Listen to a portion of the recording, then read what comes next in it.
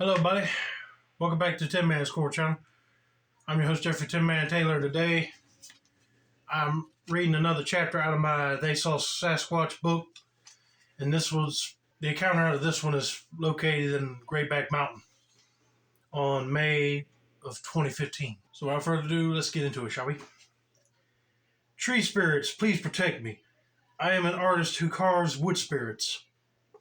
Hey, I like wood spirits too. Out of pine knots, and I sell them at craft shows and outdoor festivals throughout southern Oregon. This last spring, I was up on Grayback Mountain gathering my raw supplies by breaking the pine knots out of rotting, fallen trees. I knew by the signs that I was the first human to enter this remote area this year.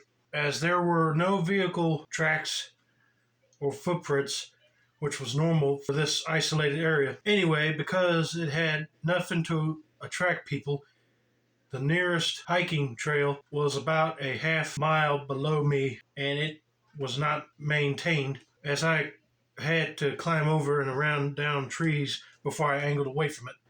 I had not been this far in before, but I found an area where the forest must have been hit with several winds at some time past, as there were huge trees with root balls attached, rotting on the ground. It was like the mother lode of wood trolls, and I began harvesting my find.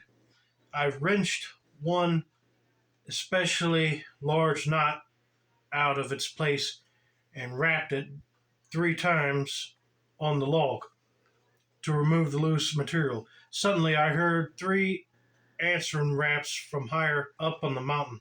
I was shocked because I knew there were not possibly any people up there, because there was absolutely no way in the world that anyone could be above where I was at. I pride myself on my climbing ability, and even in the summer I could not ever climb that mountain. Regaining my composure, I again rapped on the log the same way, not wanted to ruin my sample.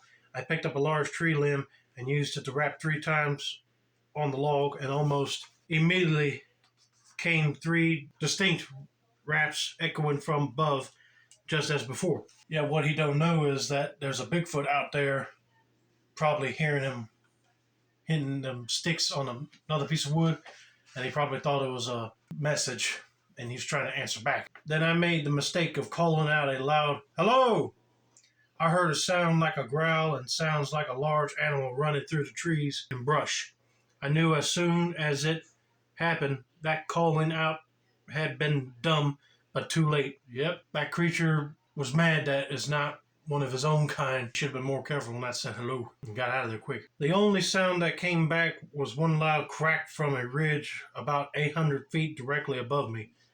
Then nothing but silence. I again heard a muffled sound like a snort, but that was all. And here's a picture of the area that he was describing, cleaning that stick off at. Boy, that looks like one deep ravine.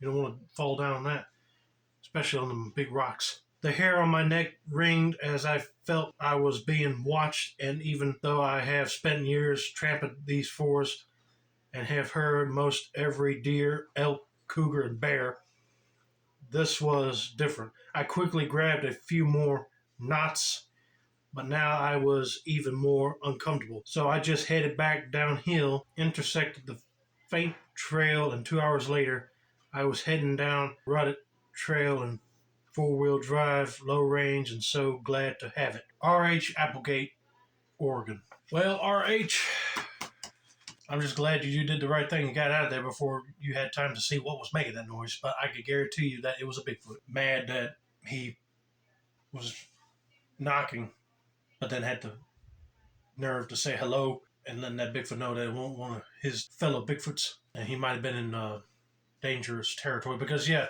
if he's in an area that no man is allowed to live on, higher up than where he's at, then that wasn't no human being. That was an animal. But that is crazy to hear for sure out of this book.